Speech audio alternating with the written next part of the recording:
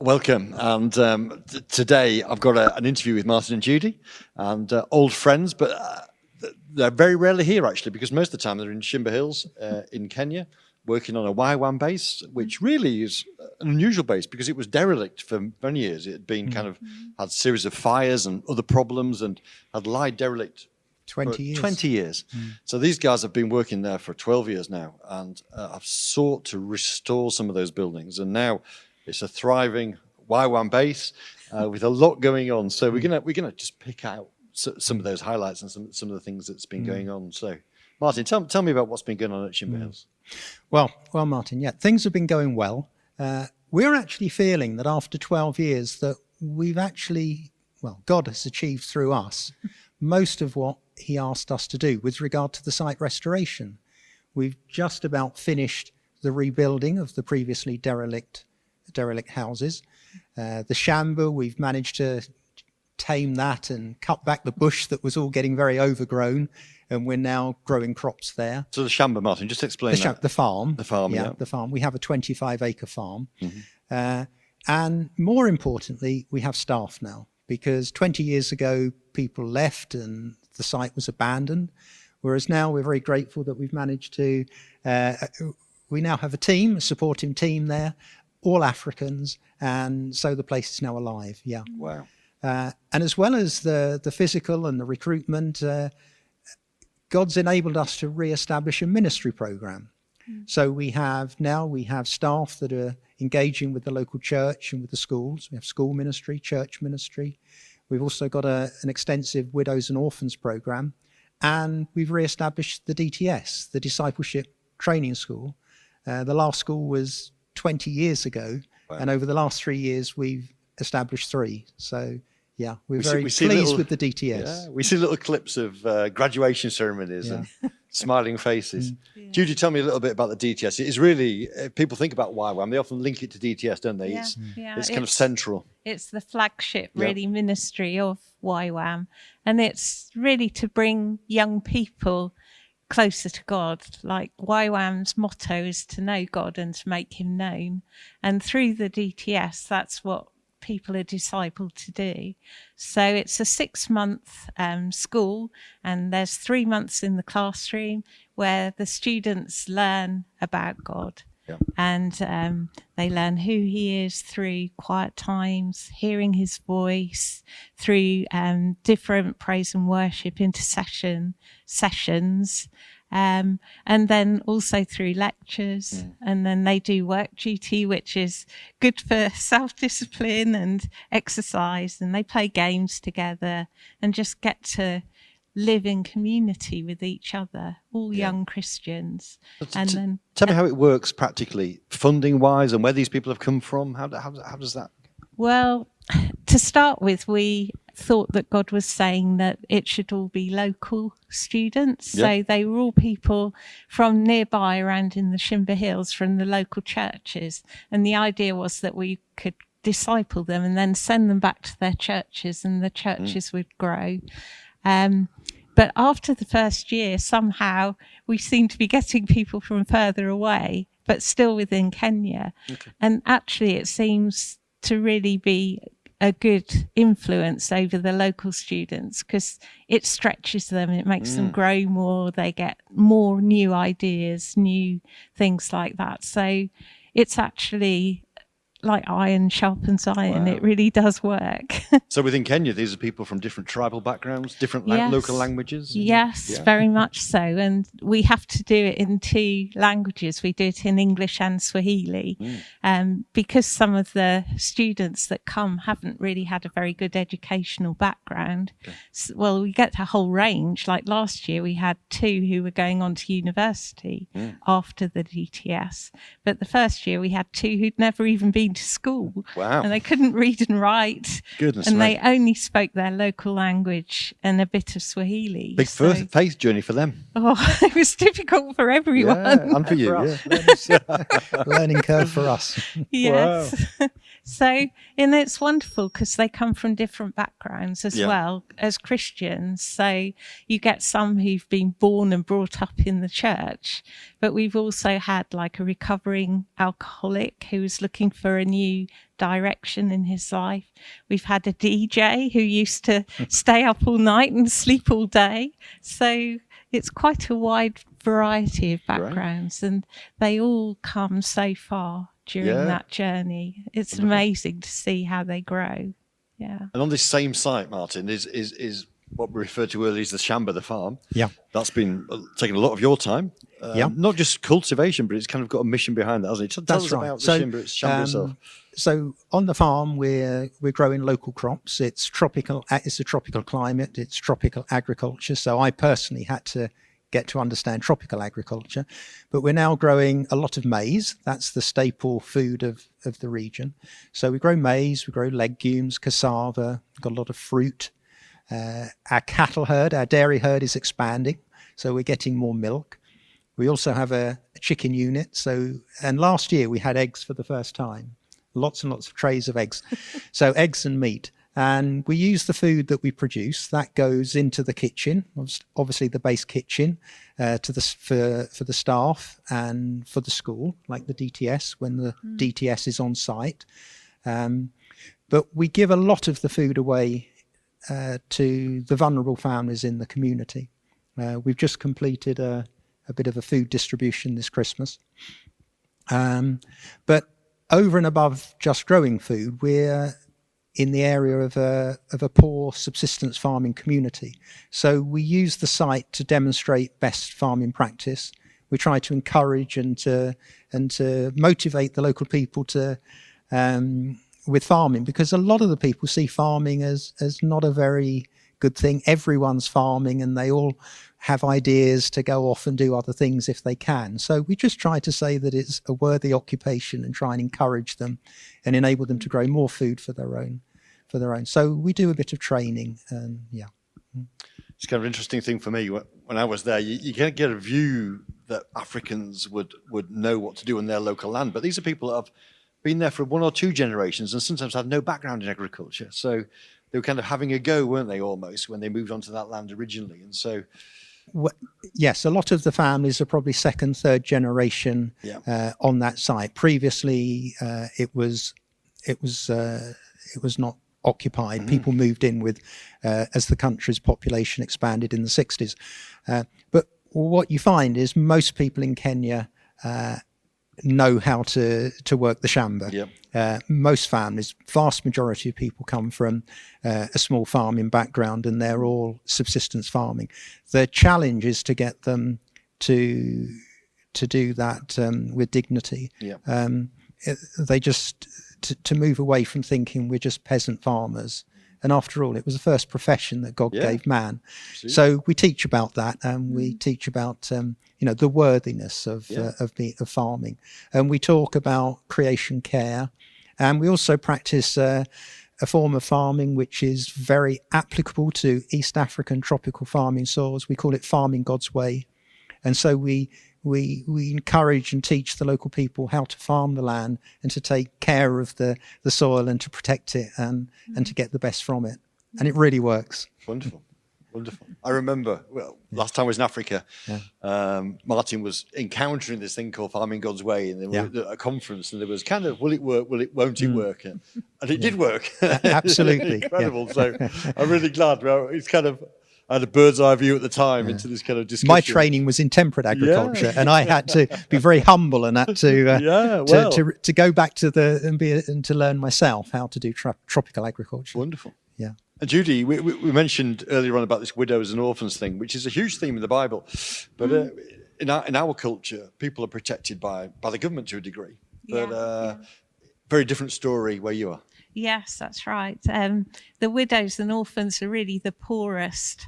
And although the community will sometimes support them with food and things like that, they're still very impoverished compared to the rest of the community. So we've been helping some families, particularly there's some families that have had to accept orphans because of HIV, and they've ended up with like 8 or 9 children in their own family because of the orphans being added.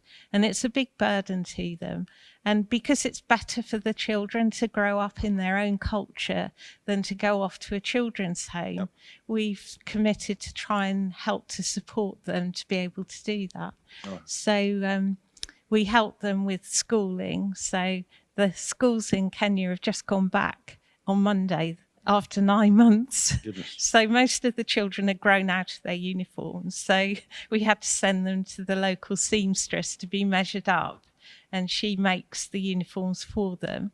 And also buy exercise books, pens and pencils, rubber shoes. They're very cheap, but they need them. They're not allowed to go to school unless they have shoes. They get sent home again. Yeah. So just small things only cost like £1, but to them, that's a lot of money. Absolutely. They can feed the children. They have maize, but they can't do the things that cost money. So it's things like schooling, if they're ill, to provide malaria medicine and other things that they need to be able to keep going. And then if there is a drought or some sort of difficult situation as far as providing food, then we step in and help them. But we very much want to encourage them to be independent rather than just sit back and depend on us to provide for them. So we also try and provide training, like some of the mothers are learning to sew. We've trained someone to be a chef, someone to be a teacher, different things like that, so that then they can start to support the family themselves. Because young people are very much brought up that they have to send money back home to the family because they've had support from the family when they were growing up.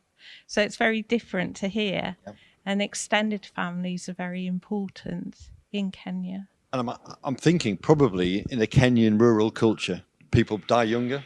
The rate of widows and orphans is probably much greater than in the UK, where we've got good medical help and less disease. Yeah, things like HIV and malaria, if it's not treated, does cause a lot of deaths. And a lot of women die in childbirth, which is what happened to one of these families of orphans.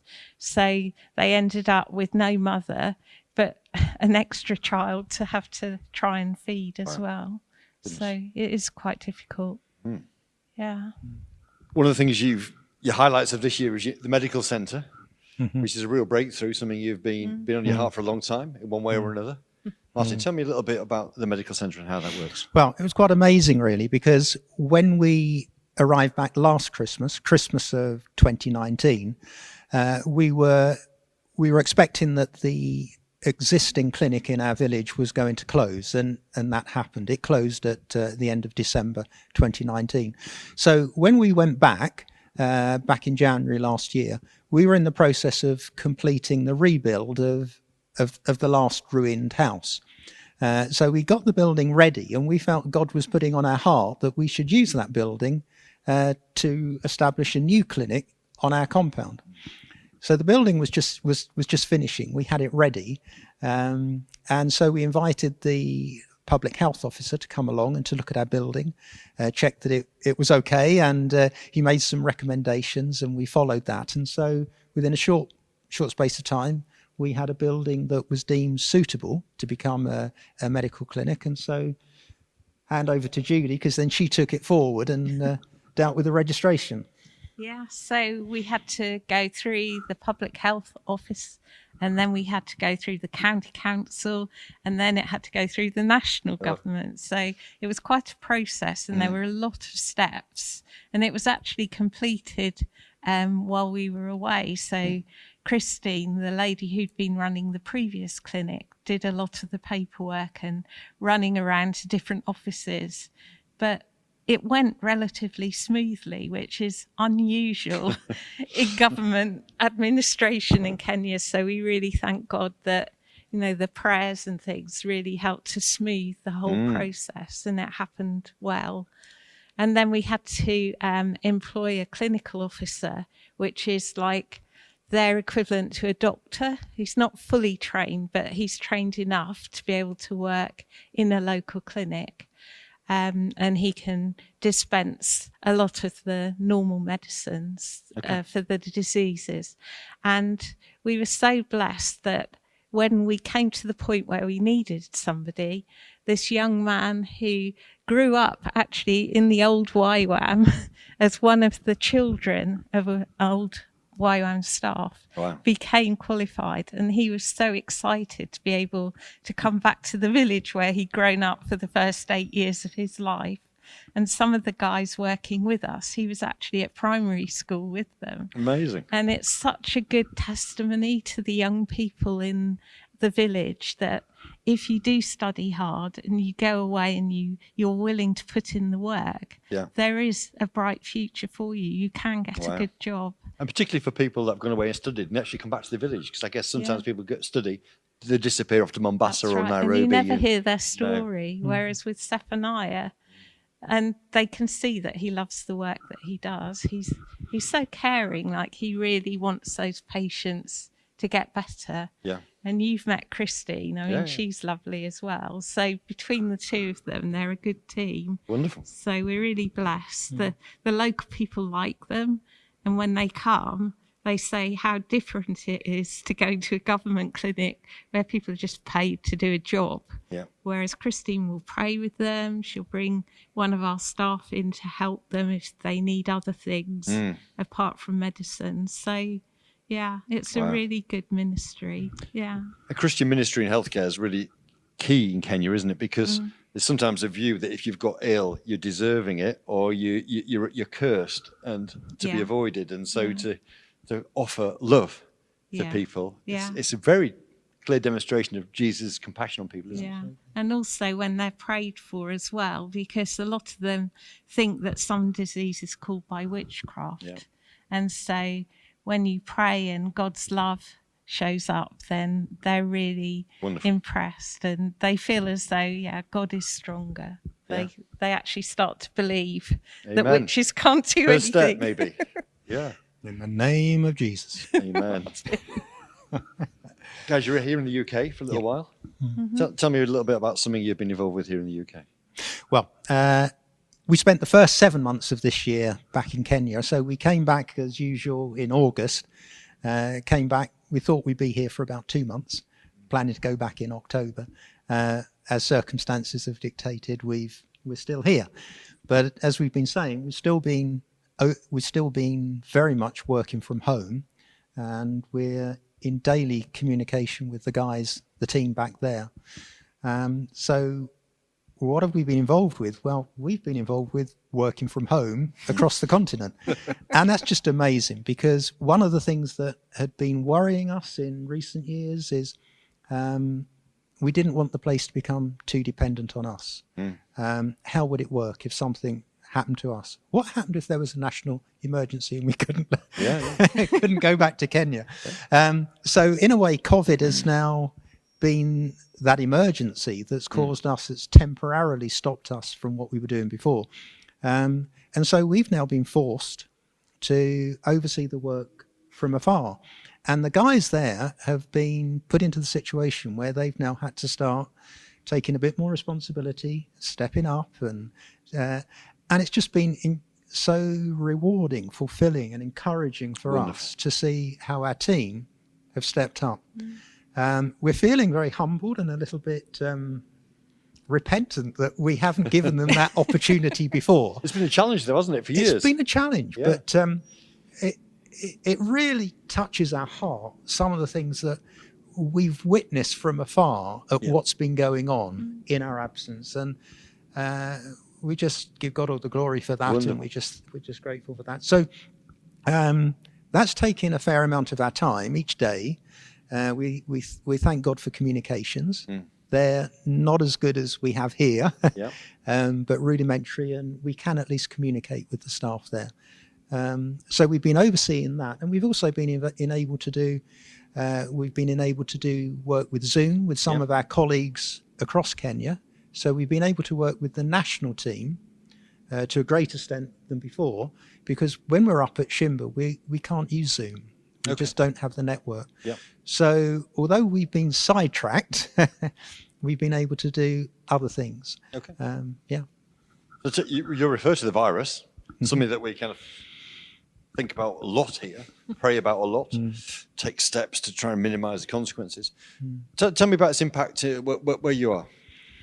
Well, it's difficult to know really, because in Kenya they're not doing so much testing, and obviously in the villages people don't really know much about COVID. So I think probably the number of people that have had it is a lot higher than is reported. And we're quite suspicious that one or two of the elderly who've died, like of chest problems, Problem with the lungs. was because of COVID, but it was never reported as such. So yes, it is a problem, but not such a problem as here. Like, they haven't had the numbers, but the people are so much younger and fitter.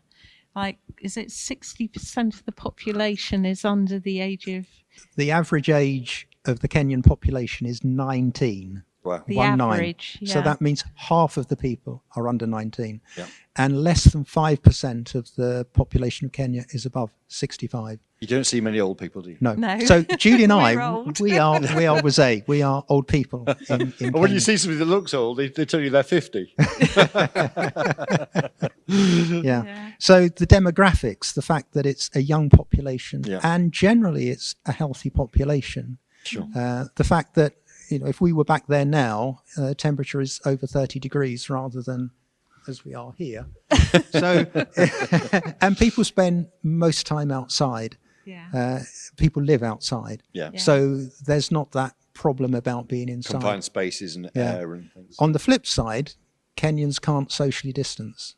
No. Social distancing doesn't exist. Impossible. But I think a bit of the climate, the people, and so we thank God that it doesn't. It's not as been. It's not been the problem. crisis. Because they wouldn't have been able to cope with it if it had have done. They just don't have the hospitals and the beds and the equipment. No. You can't do something with a blood pressure machine and a temperature thermometer. No. And also the government cracked down very heavily with the lockdown in March. So there was a nightly curfew. That nightly curfew is still in place. The government stopped all travel between counties. Wow. So we were restricted to the Shimba Hills and to Kwale County. Airports were closed. So for 7 months we could not have left Kenya even if we wanted to. But it kept the virus from coming in with the tourists, which it would have done. And they closed schools for the whole year. So it's only just been on Monday that schools went back. So the government January. So the government were quite ruthless. Yes. So with that in mind, do you have plans for going back? Is it just very difficult? Yes, we do have plans. We would go tomorrow if we could. We're missing the guys. We're missing, after 12 years, we are missing Kenya. We're missing the Shimba Hills. We're missing being there. Missing the heat. Oh, it's cold. So we're missing that. We'd like to go back tomorrow, but that's not possible.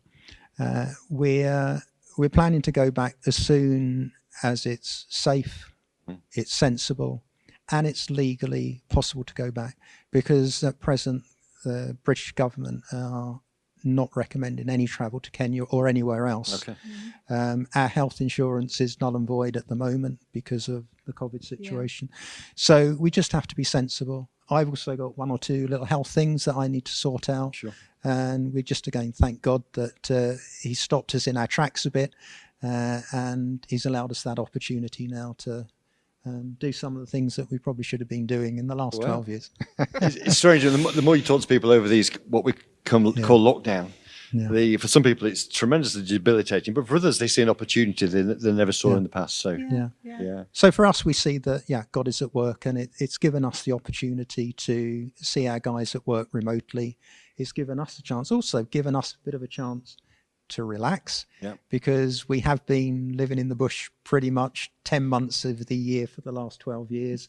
It's given us a chance. We're we're still finding it a novelty living in a house with running water, a toaster, and a fridge. Too used to it. So it's been an opportunity. It's a bit of a furlough. We've had a chance to rest, recharge our batteries, eat different food.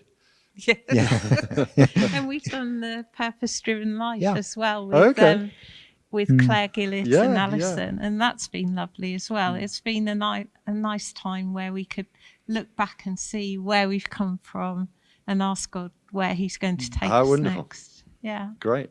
So, Judy, church that meets here, how can we support what you're doing in the Shimber Hills? Well, first of all, thank you for all the support up till now. We wouldn't have been able to do it without the Ark and the people who've really been a part of it, people who've come and visited and got to know more about what's happening. That's lovely to have visitors. But the main thing is the praying. When people pray, it makes such a difference. It's such a dark place spiritually. And we're working in the opposite spirit all the time. So the enemy doesn't like it and he tries to kick back. But we know we're on the right side. We're going to be victorious. Wow. And the other thing, I know it's difficult during this time. People don't have so much money. But if anyone was able to sponsor one of the GTS students or staff, that would be really amazing. Like, people have done that in the past. And it's really given these young people that opportunity to really come to know God. And they're so grateful for it. Wow. Yeah. So we're planning to start our 4th DTS probably in the next month or two. Although even if we're not there, we're Dominic hoping will carry it on. Yeah. Wonderful. For those that are listening, I hope this is whet your appetite and you want to know more maybe. And these guys are easily contactable actually. They do email. It's not quite as remote as all that. They do email and things. So by all means, contact them and kind of get a bit more of the picture. We've had 2 or 3 different trips there over the years of different people going, not for very long, a week or 2, just to get a flavour of that and sometimes be of some practical assistance where we can. So that might be something else for the future. But do pray for these guys. What we've heard just in our chat is remarkable good news and some really wonderful answers to prayer, but actually these guys do walk through some really difficult times as well, which they don't always share so openly because they're close to their hearts and to other people. So please pray for them because the challenges they face are enormous. And we don't always get to see those at these times, but I'm sure they would always value us praying that God would break through as He has many times. Thank you guys. It's been great to catch you. Thank you, Martin. Bye. Bye.